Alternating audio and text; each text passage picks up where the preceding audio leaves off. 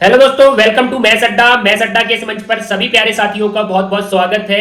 उम्मीद करते हैं सभी बहुत अच्छे होंगे और आज आपके सामने स्टार्ट करने वाले हैं मेंसुरेशन क्षेत्रमिति पार्ट नंबर 24। मतलब इससे पहले आपके सामने 23 पार्ट रखे गए हैं, तो जिस भी बच्चे ने अभी तक वो पार्ट नहीं देखे या उन पार्टों में से किसी पार्ट को अभी तक छोड़ रखा है तो उन पार्टों को पहले जाकर देखिएगा, क्योंकि देखिए पार्ट एक सीक्वेंस में बनाए गए हैं। पहले वाले पार्ट में जो आप सीखते हो उसको आधार मानकर अगले पार्ट में फॉर्मूला बनता है, तो आपको पहले वाले पार्ट बहुत ही अच्छे से देखने हैं और अच्छे तरीके से नोट करने हैं। तो 23 पार्ट इससे पहले जो हुए हैं उनका लिंक आपको डिस्क्रिप्शन बॉक्स में दिया जाएगा, तो सीधे हमारे चैनल पर जाकर वो पार्ट देख सकते हैं। और यदि आप अभी तक चैनल पर नए हो और आपने चैनल को सब्सक्राइब नहीं किया तो चैनल को सब्सक्राइब करके बेल आइकन को प्रेस कर लीजिए ताकि हर वीडियो का नोटिफिकेशन आप तक पहुंच सके। तो आइए स्टार्ट करते हैं कि पार्ट नंबर 24 है क्या। पार्ट नंबर 24 में हम देखेंगे कि समबाहु त्रिभुज इक्विलैटरल ट्राइंगल, समबाहु त्रिभुज में आप कैसे निकालोगे परिवृत्त की त्रिज्या और अंतःवृत्त की त्रिज्या। मतलब परिवृत्त की त्रिज्या मतलब सरकम सेंटर रेडियस बोलते हैं और अंतःवृत्त की त्रिज्या मतलब इन सेंटर रेडियस बोलते हैं। तो परिवृत्त की त्रिज्या और अंतःवृत्त की त्रिज्या समबाहु त्रिभुज में किस प्रकार से निकाली जाती है, तो इस पर आज हम डिस्कशन करेंगे। और दोस्तों, इस पार्ट को स्टार्ट करने से पहले दो लाइन आप सभी के लिए। हुनर होगा तो दुनिया खुद कदर करेगी, एड़िया उठाने से किरदार ऊंचे नहीं होते। तो भाई दोस्तों, इस लाइन का मतलब है यदि आपके अंदर टैलेंट है तो वो रिस्पेक्ट आपको बिन मांगे मिलेगी जिसके आप हकदार हो। आपको एक्स्ट्रा एडवांस बनने की यहां पर कोई जरूरत नहीं है, बस आपके अंदर टैलेंट होना चाहिए। अब दोस्तों, यदि आप इस बात को समझे हैं तो अब हम अपने मैटर पर बात करते हैं, क्योंकि देखिए जो भी हम क्षेत्रमिति में पढ़ते हैं उसमें थोड़ा टाइम लगता है। यदि हम फटाफट चीजों को करना चाहते हैं तो पहले हमको उसका फॉर्मूला समझना पड़ता है और उसके आधार पर ही हमारे क्वेश्चन तुरंत बनते हैं। क्योंकि देखिए जितना अच्छे तरीके से आपने फॉर्मूला समझा होगा उतना ही अच्छा आपको याद रहेगा, और जब कोई चीज हमें याद रहती है तो हम तुरंत उसको लगा सकते हैं और फटाके से हमारे सॉल्यूशन ला सकते हैं। तो आइए स्टार्ट करते हैं किस प्रकार से परिवृत्त की त्रिज्या और अंतःवृत्त की त्रिज्या का फॉर्मूला बनता है। तो इस पर सबसे पहले डिस्कस करेंगे। देखिए, समबाहु त्रिभुज का परिवृत्त तथा अंतःवृत्त की त्रिज्या। तो समबाहु त्रिभुज की परिवृत्त सरकम सेंटर रेडियस, अंतःवृत्त इन सेंटर रेडियस। तो परिवृत्त क्या होता है, सबसे पहले इस पर डिस्कशन करते हैं। परिवृत्त क्या होता है, अब देखिए यहां पर आपको बोला गया है समबाहु त्रिभुज। जो यहां पर आप फिगर देख रहे हो ये ब्लैक वाला क्या है, ये आपका समबाहु त्रिभुज है। उसमें हम पहले बात करेंगे परिवृत्त क्या होता है। परिवृत्त होता है जो शीर्षों से जाता है। परिवृत्त क्या होता है, जो शीर्षों से जाता है, मतलब ये नीले वाला आपका परिवृत्त होगा। और अंतःवृत्त, अंतःवृत्त क्या होता है, अंतःवृत्त होता है जो समबाहु त्रिभुज के अंदर से जाएगा, जो भुजाओं को स्पर्श करेगा।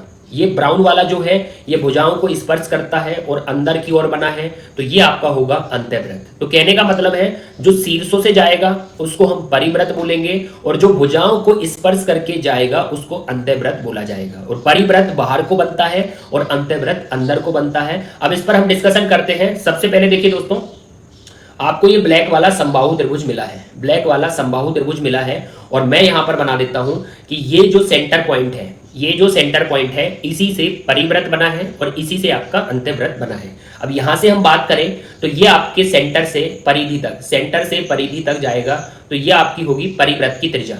आप देख सकते हो सेंटर से यदि परिधि तक जाएगा तो ये आपके परिवृत्त की त्रिज्या होगी। और परिवृत्त की त्रिज्या को कैपिटल आर से डिनोट करते हैं, परिवृत्त की त्रिज्या को कैपिटल आर से डिनोट करते हैं। अब दोस्तों, ये जो सेंटर होता है ना, यही सेंटर छोटे वृत्त का होता है और यही सेंटर बड़े वृत्त का होता है। अब यहां से यदि आप परिधि तक जाओगे, यहां से यदि आप परिधि तक जाओगे तो ये आपके छोटे वृत्त की त्रिज्या बनेगी। तो दोस्तों, छोटे वृत्त की जो त्रिज्या होती है ना उसको स्मॉल आर से डिनोट करते हैं। तो आपको बस डिनोशन पता होना चाहिए। सेंटर से परिधि तक बड़े वृत्त की त्रिज्या होगी, इसको कैपिटल आर से डिनोट करिए। सेंटर से परिधि तक छोटे वृत्त की त्रिज्या होगी, इसको छोटे आर से डिनोट करिए। लेकिन दोस्तों, आप देख सकते हो कि ये जो बड़ा आर और छोटा आर, बड़ा आर और छोटा आर यदि इन दोनों को मिला दिया जाए, इन दोनों को मिला दिया जाए तो ये बनता है समबाहु त्रिभुज की ऊंचाई।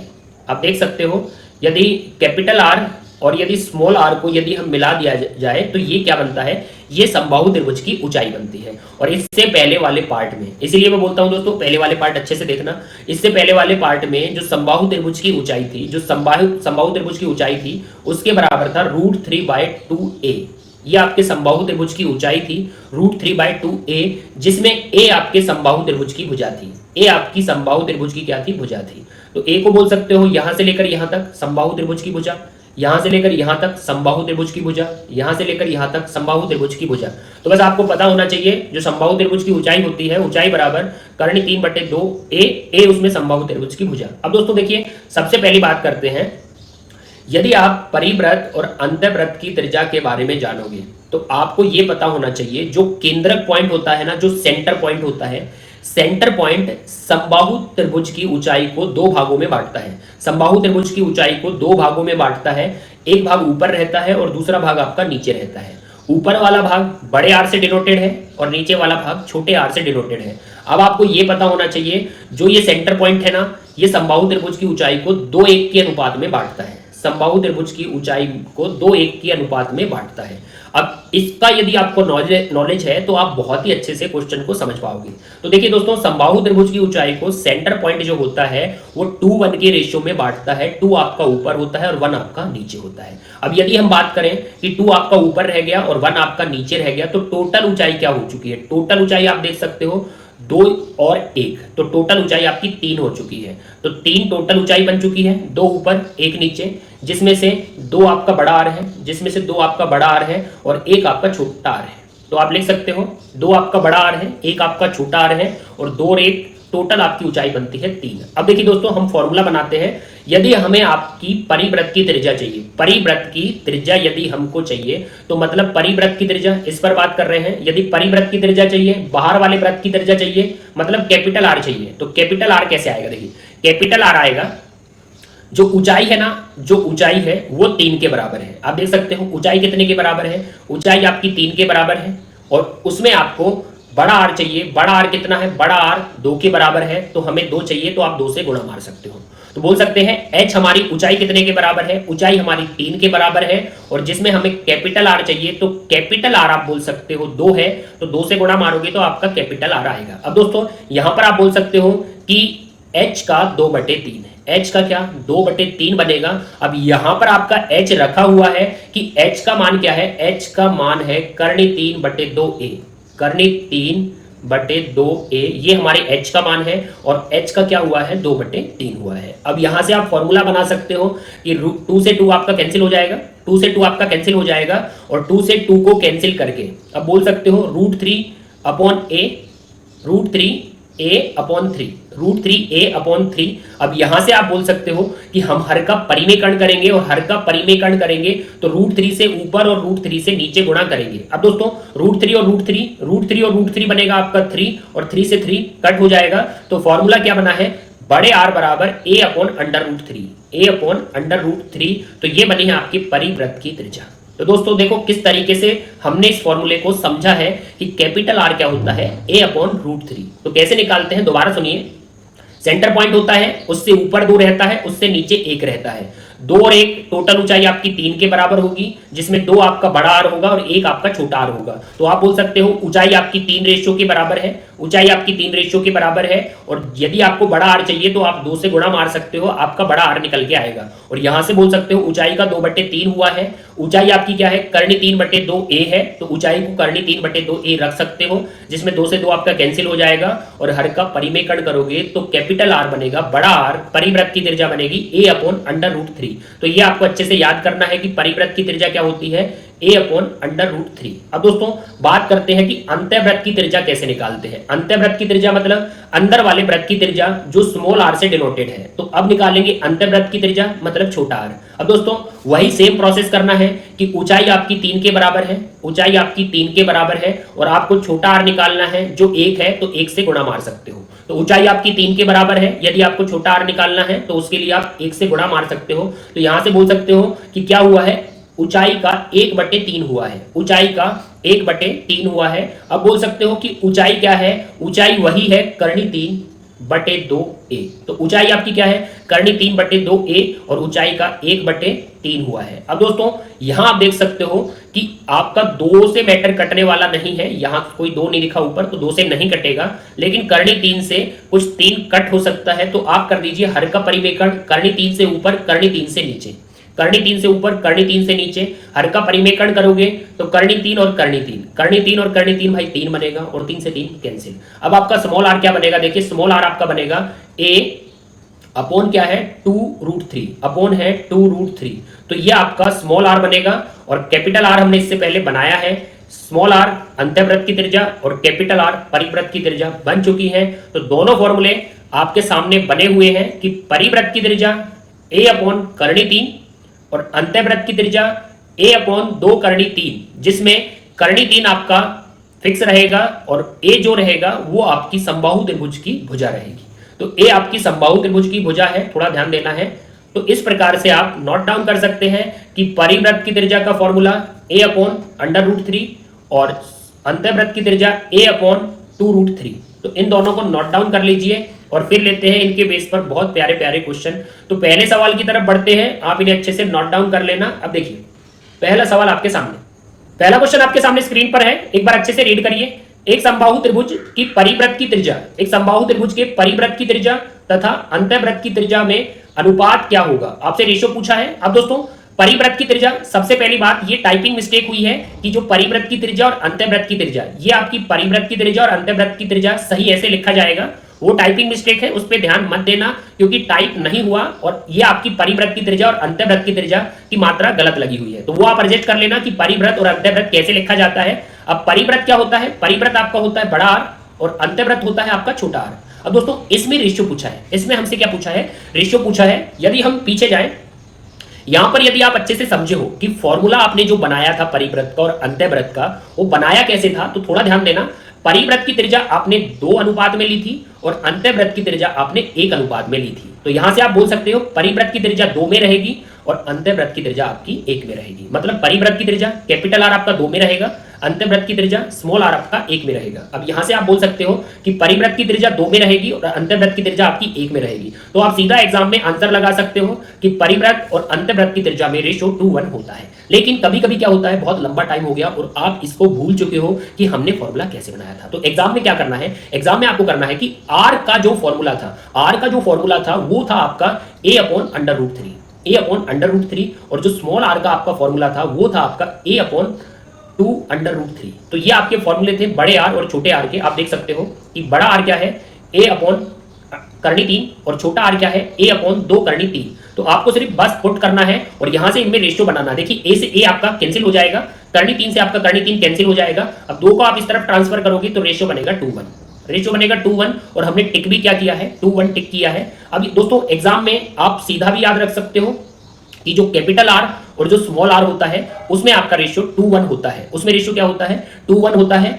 यदि आप भूले तो capital R a upon √3, small R a upon 2√3। तो यहां से भी आप रेशियो प्राप्त कर सकते हो कि रेशियो क्या आएगा, 2:1 आएगा। लेकिन मैं तो आपको यही बोलूंगा कि आप तो याद ही रखिए कि समबाहु त्रिभुज में ओनली इक्विलैटरल ट्राइएंगल में कैपिटल आर और स्मॉल आर परिवृत्त की त्रिज्या और अंतःवृत्त की त्रिज्या 2:1 के अनुपात में होती है, 2:1 के अनुपात में होती है। और यदि आपको ये रेशियो याद रहा तो क्वेश्चन बनाने की स्पीड आप देखिए। एक क्वेश्चन और लेते हैं आपके सामने, तब आप इस बात को समझोगे। देखिए किसी समबाहु त्रिभुज, मतलब होना कौन सा त्रिभुज चाहिए, समबाहु त्रिभुज इक्विलैटरल ट्राइएंगल होना चाहिए।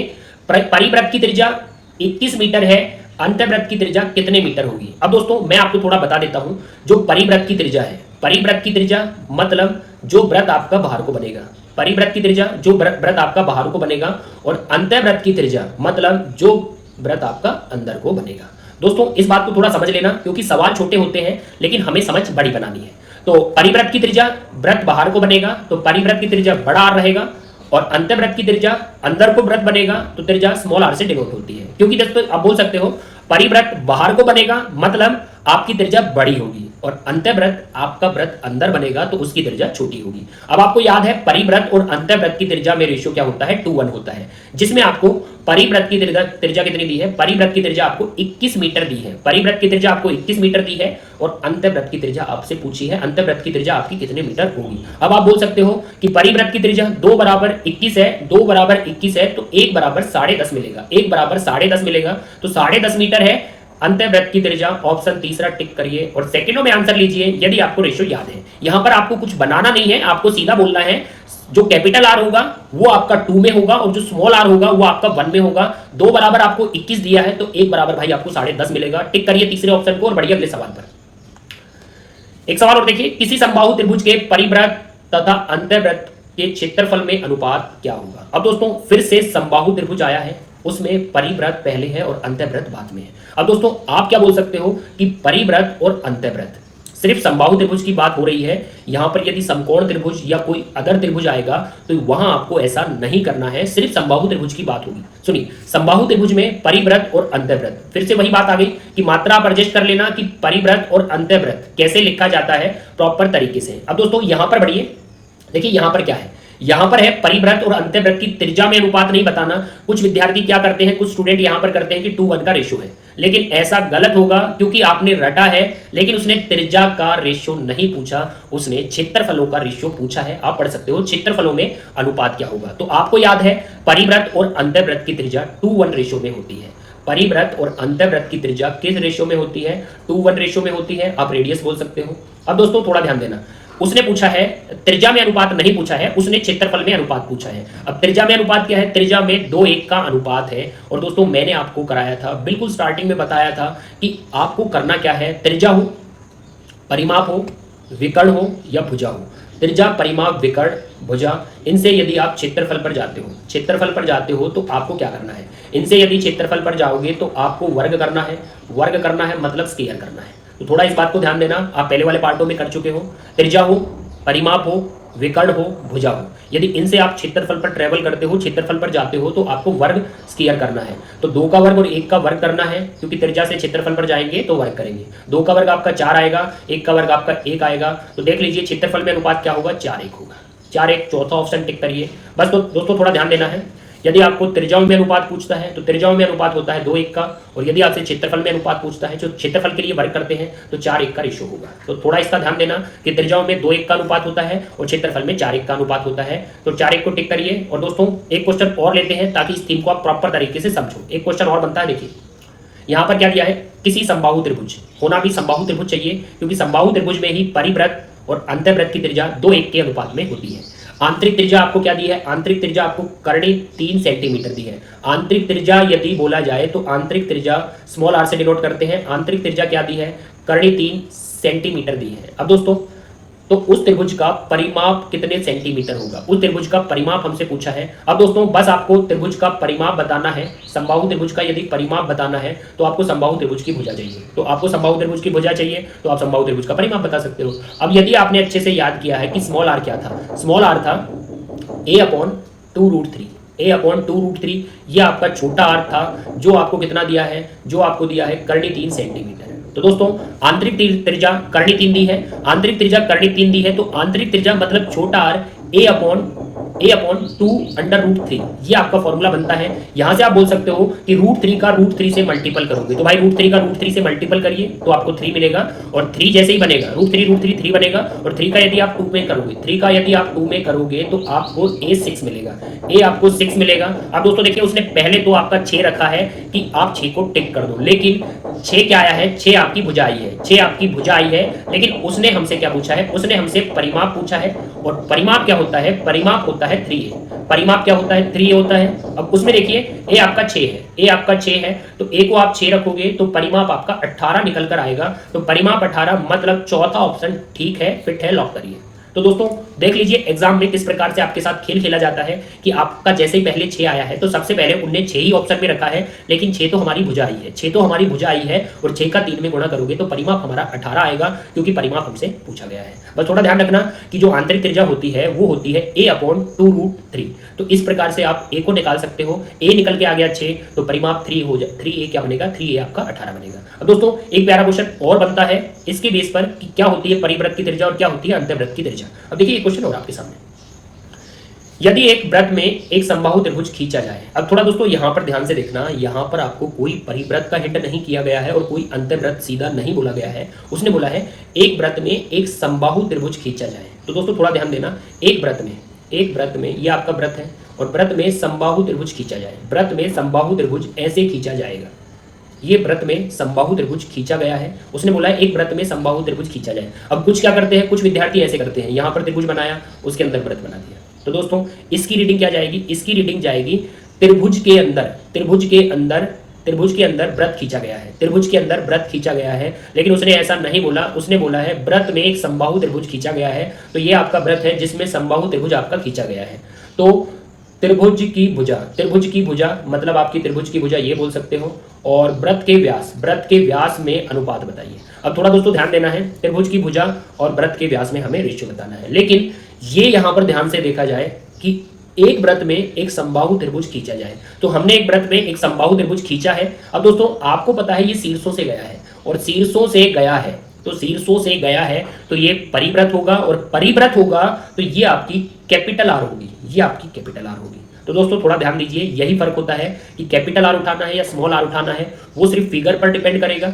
एक व्रत में एक समबाहु त्रिभुज खींचा गया है, मतलब व्रत के अंदर एक समबाहु त्रिभुज बनाइए, और व्रत के अंदर बनाया तो देखिए शीर्षों से व्रत गया है, शीर्षों से व्रत गया है तो इसको बोलोगे परिव्रत, और डिनोट किससे करोगे आप, कैपिटल आर से डिनोट करोगे। तो आपको पता है कैपिटल आर बराबर क्या था, कैपिटल आर बराबर था आपका a/√3। कैपिटल आर बराबर क्या था, a/√3। तो आप बोल सकते हो कैपिटल आर बराबर a/√3। अब दोस्तों थोड़ा ध्यान देना है, यहां पर करनी 3 का जैसे ही क्रॉस करोगे, तो बराबर में क्या बचेगा, a बचेगा। अब आपको कुछ नहीं करना, a का गुणी लेना है, क्योंकि हमें अनुपात बताना है, हमें क्या बताना है, अनुपात बताना है। तो दोस्तों देख सकते हो इक्वल से रेशियो में जाएं तो जो कोफिशिएंट गुणांक होते हैं उनकी क्या हो जाती है, पलटी हो जाती है। मतलब r की तरफ 1 आ जाएगा, और a की तरफ करनी 3 जाएगा। तो देख सकते हैं कि त्रिज्या किस अनुपात में आ चुकी है, 1 अनुपात में आ चुकी है, और a किस अनुपात में आ चुका है, a करनी 3 अनुपात में आ चुका है। लेकिन उसने पूछा क्या है वो थोड़ा ध्यान देना, उसने पूछा है त्रिभुज की भुजा मतलब a,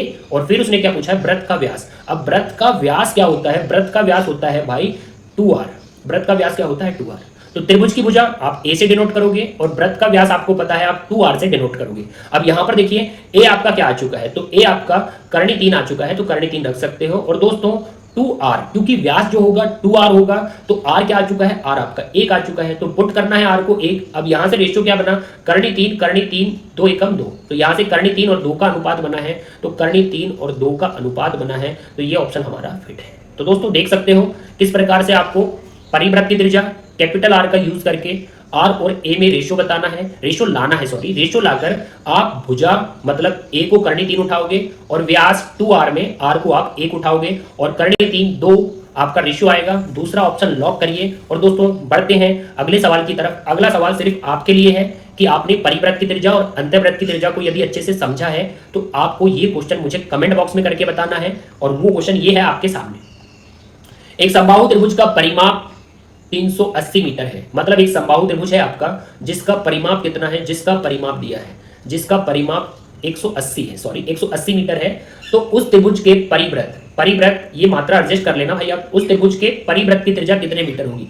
परिव्रत की त्रिज्या तो पहले एक परिव्रत बना लेना, और परिव्रत की त्रिज्या मतलब इस परिव्रत की त्रिज्या कैपिटल आर आपको बताना है। तो कैपिटल आर के लिए क्या लगता है, क्या फॉर्मूला लगता है, उसमें क्या यूज होता है, तो आपको बहुत ही अच्छे तरीके से बताना है कि समबाहु त्रिभुज का परिमाप दिया है और परिव्रत की त्रिज्या कैपिटल आर आपसे पूछा है। तो इसका आंसर भाई मुझे कमेंट बॉक्स में जरूर बताइए, मैं आपके आंसर का रिप्लाई करूंगा कि आपने सही निकाला है या गलत निकाला है। तो दोस्तों आज का मैटर यहीं पर समाप्त करते हैं। यदि आप आज का कंटेंट आपको अच्छा लगा है कि कैसे समबाहु त्रिभुज में परिव्रत की त्रिज्या और अंतःव्रत की त्रिज्या के फॉर्मूले बनते हैं, यदि मैंने आज आपको अच्छे से समझाया है तो वीडियो को लाइक करके जाइए, और भाई ऐसे ही नहीं जाना, चैनल को सब्सक्राइब करके बेल आइकन को प्रेस करके इसका आंसर मुझे कमेंट बॉक्स में बताना है। और फिर मिलते हैं अगली वीडियो में। जय हिंद, जय भारत।